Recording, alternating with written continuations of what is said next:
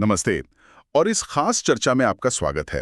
आज हम एक ऐसी किताब के बारे में बात करने जा रहे हैं जो शायद हर उस छात्र के मन की बात कहती है जो सोचता है मैं घंटों तक पढ़ता हूँ, मेहनत तो बहुत करता हूँ, पर जब रिजल्ट आता है तो अच्छे नंबर क्यों नहीं आते। और ये सवाल बहुत ही आम है। हम बात कर रहे हैं अश्विन सांघी और अशोक राजानी की किताब अच्छे अंक पाने के 13 पक्के तरीके की। लेकिन जैसा कि आपने कहा, ये सिर्फ नंबरों के बारे में नहीं है। नहीं, बिल्कुल नहीं। ये उस उलझन को सुलझाने के बारे में है। बिल्कुल। आज हमारा मकसद इन 13 तरीकों की एक-एक करके लिस्ट बनाना नहीं है, बल्कि उस मूल विचार को, उस फिलॉसफी को समझना है जो ये किताब सिखाती है। मतलब सिर्फ कड़ी मेहनत करने और स्मार्ट तरीके से काम करने में क्या फर्क है। चलिए इसे समझने की कोशिश करते हैं। आपने बहुत अच्छी बात कही। ये किताब कोई जादू की छड़ी का वादा नहीं करती, बल्कि ये एक मानसिकता, एक माइंडसेट बनाने का रास्ता दिखाती है। इसका असली सार कैसे पढ़ें से ज्यादा कैसे सीखें पर है। तो चलिए इसकी पहली और सबसे अहम कड़ी से ही शुरू करते हैं। किताब कहती है कि सफलता की नींव 3 अक्षरों में छिपी है, BUS। BUS। हाँ, यानी बिलीव, विश्वास, अनलर्न, भुला देना और स्मार्ट वर्क। तो पहला कदम है विश्वास। ये सुनने में तो बहुत अच्छा लगता है, पर क्या सिर्फ विश्वास करने से कुछ होता है? और यहाँ पर जो बात मुझे फैसिनेट करती है वो ये है कि शुरुआत किसी तकनीक या टाइम टेबल से नहीं, बल्कि विश्वास से होती है। लेखक कहते हैं, विश्वास करो कि आप कर सकते हैं और आपका आधा काम हो जाएगा। इसका सबसे बेहतरीन उदाहरण श्रीकांत बोल्ला की कहानी है, जिसका जिक्र किताब में है। जन्म से देख नहीं सकते थे, गांव के स्कूल में उन्हें सबसे पीछे बैठने को कहा जाता था। और ये बात बहुत मायने रखती है, क्योंकि पीछे बैठने से आप वैसे ही क्लास से कट जाते हैं। आपका ध्यान भटकता है, आप जुड़ा हुआ महसूस नहीं करते। बिल्कुल। उन्हें हर कदम पर कहा गया कि वे कुछ नहीं कर सकते, लेकिन श्रीकांत ने विश्वास किया कि वो कर सकते हैं, और उसे एक विश्वास ने उन्हें पहले आंध्र प्रदेश के 10वीं बोर्ड में टॉप करवाया और फिर MIT तक पहुंचाया। जी, अमेरिका के मैसाचुसेट्स इंस्टीट्यूट ऑफ टेक्नोलॉजी यानी MIT तक। आज वो 50 करोड़ से ज्यादा का कारोबार करने वाली कंपनी चलाते हैं। ये कहानी वाकई प्रेरणा देती है। लेकिन कई लोग ये सोच सकते हैं कि श्रीकांत बोल्ला तो एक असाधारण व्यक्ति थे, एक आउटलायर थे। क्या ये विश्वास का सिद्धांत एक औसत छात्र पर भी उतना ही असरदार होता है, जिसके सामने शायद इतनी बड़ी चुनौतियां नहीं हैं, पर आत्मविश्वास की कमी है? बहुत अच्छा सवाल है। असल में ये सिद्धांत औसत छात्र के लिए ही सबसे ज्यादा जरूरी है। श्रीकांत की कहानी एक चरम उदाहरण है, लेकिन इसका सार सबके लिए एक ही है। विश्वास का मतलब ये नहीं है कि आपको MIT में ही जाना है। सही बात है। विश्वास का मतलब है अपनी सीमाओं को चुनौती देना। अगर कोई छात्र ये मानकर बैठा है कि मुझसे गणित नहीं हो सकती, तो ये एक लिमिटिंग बिलीफ है। किताब कहती है कि सबसे पहले इस सेल्फ डाउट को हराना होगा। अच्छा। विश्वास करने का मतलब है ये मानना कि मैं मेहनत करके गणित सीख सकता हूँ। ये संकल्प की शक्ति है। ठीक है, विश्वास वाली बात तो समझ आती है, पर BUS में जो U है, यानी अनलर्न या भुला देना, ईमानदारी से कहूं तो ये हिस्सा मुझे सबसे अजीब लगा। हमें तो हमेशा सीखने को कहा जाता है, तो फिर कुछ भूलने की जरूरत क्यों है? और यही इसका सबसे मुश्किल और सबसे जरूरी हिस्सा है। आइंस्टाइन ने कहा था, बार बार एक ही काम को करते हुए अलग परिणाम पाने की आशा रखना ही मूर्खता है। भुला देना का मतलब है पढ़ाई के उन पुराने घिसे पिटे तरीकों को छोड़ना जो अब तक काम नहीं आए हैं। जैसे कि परीक्षा से एक रात पहले रट्टा लगाना, बिल्कुल, या फिर घंटों तक बिना ब्रेक लिए पढ़ते रहना, ये सोच कर के ज्यादा घंटे मतलब ज्यादा पढ़ाई। अगर कोई छात्र सालों से ऐसा करता आ रहा है और उसके नंबर नहीं सुधर रहे, तो उसे उस आदत को अनलर्न करना होगा। पर ये मुश्किल है। हमारी आदतें तो सालों में बनती हैं। हाँ, और ये एक साइकोलॉजिकल बैरियर को तोड़ने जैसा है। अनलर्निंग का मतलब सिर्फ रटना छोड़ना नहीं है, बल्कि उस डर को भुलाना है कि अगर मैंने अपना तरीका बदला तो शायद जो थोड़े बहुत नंबर आ रहे हैं वो भी ना आए। हाँ, ये डर तो होता है। तो किताब कहती है कि इसकी शुरुआत छोटे छोटे बदलावों से करनी चाहिए। अगर आप 4 घंटे लगातार पढ़ते हैं, तो उसे 50-50 मिनट के सेशन में बांट कर देखें। ये छोटे कदम उस पुरानी बेअसर आदत को तोड़ने में मदद करते हैं। मतलब अपनी उन आदतों को छोड़ना जो हमें पीछे खींच रही हैं। और फिर आता है सबसे दिलचस्प हिस्सा, S यानी स्मार्ट वर्क। हम हमेशा कड़ी मेहनत की बात सुनते हैं, पर यह स्मार्ट मेहनत क्या है? इसके लिए किताब में 3 राजकुमारों की एक बहुत अच्छी कहानी है।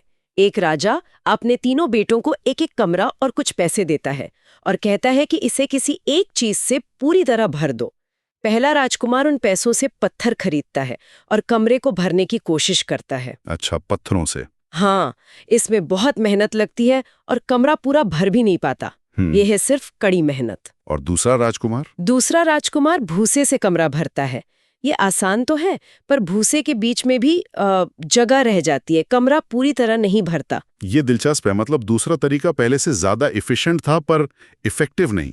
और मुझे लगता है ज्यादातर छात्र यहीं फंस जाते हैं। आपने बिल्कुल सही नस पकड़ी है, और यहीं पर तीसरा राजकुमार स्मार्ट वर्क का सही मतलब समझाता है। वो उन पैसों से अच्छी क्वालिटी की चमेली की अगरबत्तियां और इत्र खरीदता है और उन्हें कमरे में जला देता है। वाह! कम मेहनत में उसका काम सबसे प्रभावी होता है, क्योंकि कमरे का हर कोना, हर अणु सुगंध से भर जाता है। मतलब उसने मेहनत दिमाग से की, शरीर से नहीं। बिल्कुल, यही स्मार्ट वर्क है। इसका मतलब है, पहला सुनियोजित यानी प्लान्ड, दूसरा सक्षम यानी एफिशिएंट, और तीसरा प्रभावी मतलब इफेक्टिव। तो मूल मंत्र है रटना नहीं, समझना। ठीक है, तो हमने मानसिकता समझ ली, विश्वास करो, पुराने तरीके भूलो और स्मार्ट बनो। ये एक मजबूत नींव है, पर इसे असल जिंदगी में अपनी पढ़ाई की मेज पर कैसे लाया जाए? इसका जवाब है योजना। लेखक कहते हैं fail to plan is equal to plan to fail. मतलब अगर आप योजना बनाने में असफल होते हैं तो आप असफल होने की योजना बना रहे हैं। वे समय की कीमत समझाने के लिए एक बेहतरीन उदाहरण देते हैं। अगर आपको 1 करोड़ रुपए एक ही दिन में खर्च करने हो तो आप उसकी पूरी योजना बनाएंगे। जाहिर सी बात है, कोई भी 1 करोड़ रुपए यूं ही बर्बाद नहीं करेगा। एक एक रुपए का हिसाब रखा जाएगा। कैसे खर्च कर देते हैं? हमें अपने दिन की योजना बनानी होगी, और वो जो इंटरनेट, टीवी, सोशल मीडिया जैसे ब्लैक होल्स है ना, हाँ, जो समय खा जाते हैं, उनमें जाने वाले समय को पहचानना और कम करना होगा। यहाँ पर एक और बात बहुत दिलचस्प हो जाती है। योजना तो बन गई, मान लीजिए मैंने एक शानदार टाइम टेबल बना लिया, पर उसे रोजाना निभाया कैसे जाए? अक्सर हम 2-4 दिन बाद वापस पुरानी आदतों पर आ जाते हैं। और ये सबसे बड़ी चुनौती है। इसके लिए किताब में निरंतरता माने कंसिस्टेंसी पर जोर दिया गया है। जापान में एक सिद्धांत है काइजेन। काइजेन? जी, काइजेन, जिसका मतलब है बेहतरी के लिए लगातार बदलाव। ये बड़े बड़े बदलावों की बात नहीं करता, बल्कि रोज किए जाने वाले छोटे छोटे लगातार सुधारों की शक्ति पर विश्वास करता है। मतलब ये नहीं कि आज से मैं 8 घंटे पढ़ूंगा, बल्कि ये कि मैं आज अपने कल से 15 मिनट ज्यादा पढ़ूंगा। बिल्कुल। किताब में इसे समझाने के लिए एक शाओलिन भिक्षु की बहुत अच्छी कहानी है। एक नए शिष्य को उसके गुरु 1 साल तक रोज पानी से भरी बाल्टी पर हथेली मारने का अभ्यास कराते हैं। बस पानी पर हथेली मारना? हाँ, रोज। शुरू में शिष्य बहुत उत्साहित होता है, पर महीनों तक यही करते करते उसे लगता है कि वो कुछ नहीं सीख रहा, बस अपना समय बर्बाद कर रहा है। मैं उसकी निराशा समझ सकता हूँ। रोज एक ही काम जिसका कोई नतीजा ना दिखे। हाँ, लेकिन वो गुरु की आज्ञा के कारण करता रहा।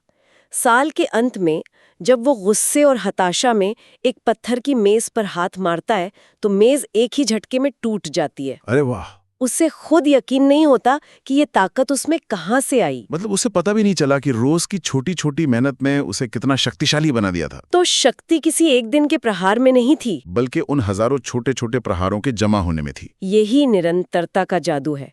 रोज थोड़ा थोड़ा अभ्यास करना परीक्षा से एक रात पहले 10 घंटे रटने से कहीं ज्यादा शक्तिशाली है।